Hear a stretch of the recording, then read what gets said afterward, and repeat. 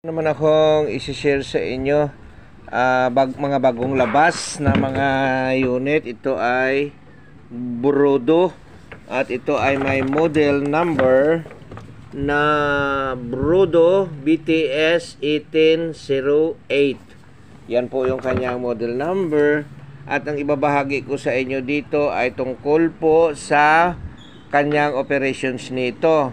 Ibabahagi ko kasi ito, wala namang sira dinala sa atin. Bilang isang technician ay pinapatignan dahil ang complaint ng may-ari ay ito lang yung kulay asul, ang dalawang pihitan ang umiilaw. Hindi na umiilaw itong dito sa harap. Dito na mga ilaw wala na, at itong display ay wala na rin.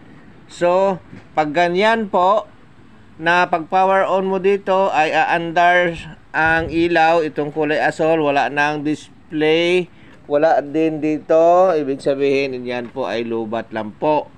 6 volts na lang yung kanyang 8 volts, so hindi na niya mapapaandar dahil po pinoproteksyonan ng BMS ang battery na hindi matotally drain at hindi kaagad masisira yung kanyang baterya.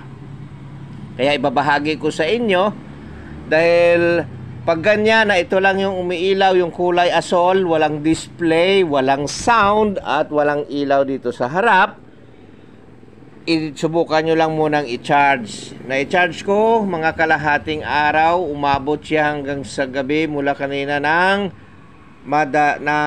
pagkatapos ng tanghalian. So ibig sabihin po, matagal siya ma-full charge kung ito ay bumaba ng gusto or wala ng display. So nagiging okay na at ayos na. I-charge lang po muna bago dalhin sa technician, at kung umabot ng 4 na oras tapos hindi pa rin siya gumana, sa kanyo dalhin sa technician. Lang po yung ibagi natin sa inyo. Maraming salamat. At kung umabot ka sa bagay ng video, pa-share po at pa-subscribe na rin at pa-follow. Maraming salamat.